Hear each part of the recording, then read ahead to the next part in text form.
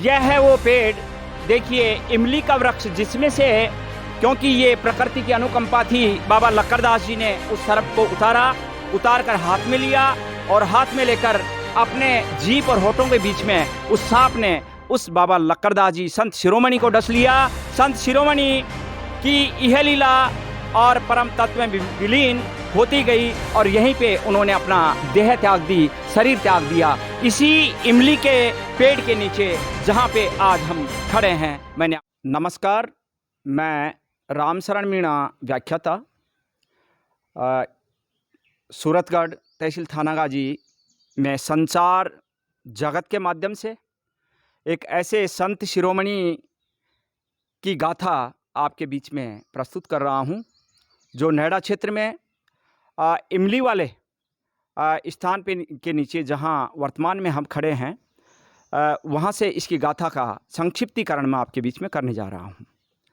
बाबा लक्कड़दास जी यहाँ लगभग 75 वर्ष पहले आए और इस क्षेत्र में एक स्थान पर ही नहीं अपितु जगह जगह इन जंगलों में, इन पहाड़ों में, इन गाँवों में घूमते रहे और अपनी सिद्धि के रूप में उन्होंने एक अच्छे संत के रूप में परिचय देने का प्रयास किया। आज हम उस तपोस्थली पे हैं जहाँ बाबा लक्कड़दास जी महाराज सबसे पहले आए और आकर ये इमली का वृक्ष जो आप देखें बहुत ही पुराना है, इसकी उम्र लगभग 200 वर्ष है, लेकिन बाबा लक्कड़दास जी महाराज यहाँ लगभग 75 वर्ष पहले जिन्होंने यहाँ पे समाधि ली, समाधि स्थल पे ये जो स्थान है सूरतगढ़ और क्यारा के बीच में, थानागाजी से लगभग 20 किलोमीटर दूर, स्टेट हाईवे 55 से पश्चिम दिशा की ओर सुरम्य पहाड़ियों की तलहटी में चारों तरफ से आच्छादित जो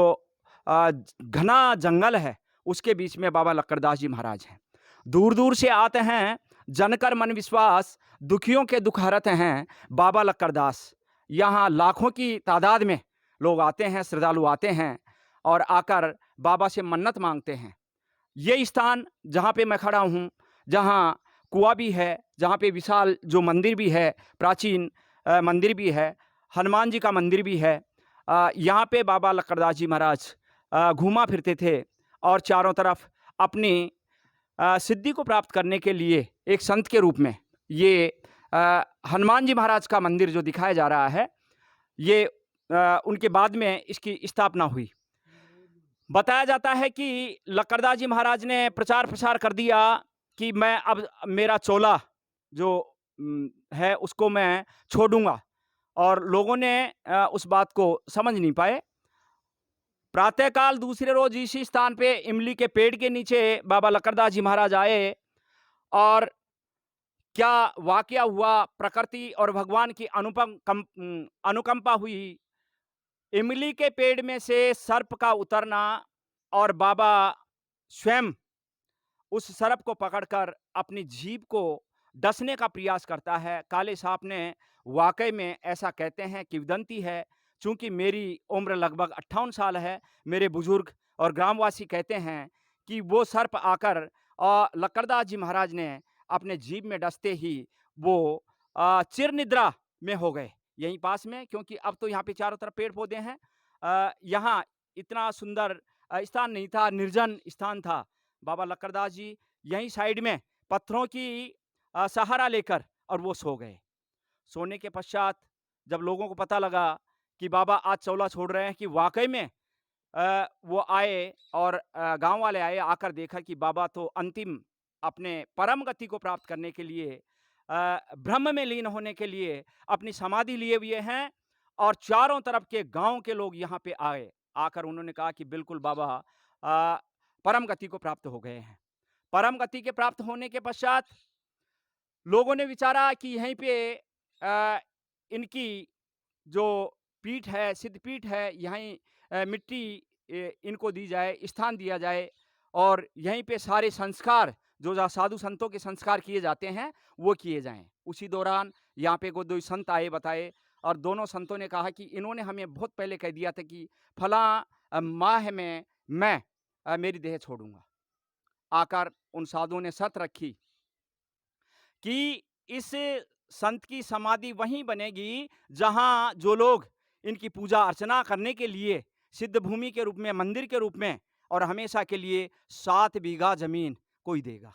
लेकिन गांव वाले सब परे हट गए और स्वर्गीय श्री कायम सिंह जी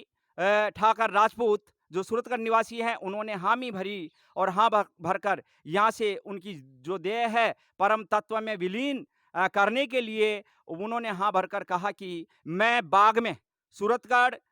की उत्तर दिशा में एक विशाल बाग है, बहते हुए कुंड हैं, वहाँ के लिए स्वर्गीय श्री कायम सिंह जी ने, जो स्वर्गीय श्री सुमेर सिंह जी राजावत के पिता श्री थे, उन्होंने हाँ भरी और लक्कड़दास जी महाराज को वहाँ उस बाग में ले जाकर वहाँ पे उनकी समाधि बनाई। आज वहाँ समाधि है। इस समाधि के रूप में क्योंकि देह यहाँ पे छोड़ी और मैं अब आपको बता रहा हूँ वह स्थान जहाँ पे देह छोड़ी है और यहाँ से यहाँ पर जो प्रज्वलित हमेशा के लिए दिन और रात जो ये धुआं है वो प्रज्वलित रहता है, संत भी रहते हैं। मैं आपको दिखा रहा हूँ, अब खोल रहा हूँ उस धुएं को जहाँ पे इन्होंने देह छोड़ी, उनके पगलिया भी यहाँ पे हैं, स्थान हैं और मैं उस धुएं में प्रवेश कर रहा हूँ बाबा लक्कड़दास जी महाराज के बारे में जो आपको मैं बताने जा रहा हूँ। ये धुआं देखिए जो प्रचंड है, सिद्ध पीठ के रूप में ये बाबा लक्कड़दास जी महाराज की देह यहाँ पे छोड़ी, अंतिम श्वास यहाँ पे ली और यहाँ पे ये धुआं बना गया जिसको मैं आपको दिखा रहा हूँ। वर्तमान में धीरे-धीरे इस स्थान की महिमा बढ़ती गई और लोगों का आगमन बढ़ता गया और उसका प्राचीनता का प्रतीक मात्र एक इमली का पेड़ जो आज आप देखें कि इमली का पेड़, इसकी बनावट देखें और आप भी आइडिया लगा सकते हैं कि इस पेड़ की उम्र लगभग 200 वर्ष से भी ऊपर होनी चाहिए। यहाँ का ये संत शिरोमणि बाबा लक्कड़दास जी महाराज ने अंतिम श्वास लेकर इस क्षेत्र को एक तपोवन के रूप में, सिद्ध पीठ के रूप में पूरे क्षेत्र को, पूरे नैड़ा क्षेत्र को, सूरतगढ़ को, थानागाजी को, अलवर को, राजस्थान को इन्होंने यशस्वीमान बनाया है, कीर्तिमान के रूप में और धार्मिक आस्था के केंद्र में प्रज्वलित जो ज्योत है, ये मंदिर भी यहाँ पे बनाया गया। यहाँ पे शिवालय भी है और ये देखो ज्योत मैं आपको दिखाता हूँ। इसमें श्रद्धालु सुबह और शाम आते हैं और मन्नत मांगते हैं, इसमें ज्योत जलाते हैं, अगरबत्ती जलाते हैं। श्रावण मास का महीना है, इसमें लगातार यहाँ पे लोगों का प्रातःकाल और सायंकाल आरती जो मैं आपको दिखाऊं, यहाँ बहुत लोग आते हैं और ये यहाँ पर आरती का सायंकाल बहुत ही सुंदर दृश्य रहता है जहाँ भगवान स्वयं अवतरित हो रहे हों। पाहन हो तो वही गिरी को जो दर्यो छत्र पुरंदर कारण, जो खग हो तो बसेरा करो नितकूल कदम कालिंदी की डारन। इस प्रकार की जो ये बाबा लक्कड़दास जी की तपोभूमि है उसके बारे में मैंने आपको संक्षिप्त में बताया है। धन्यवाद।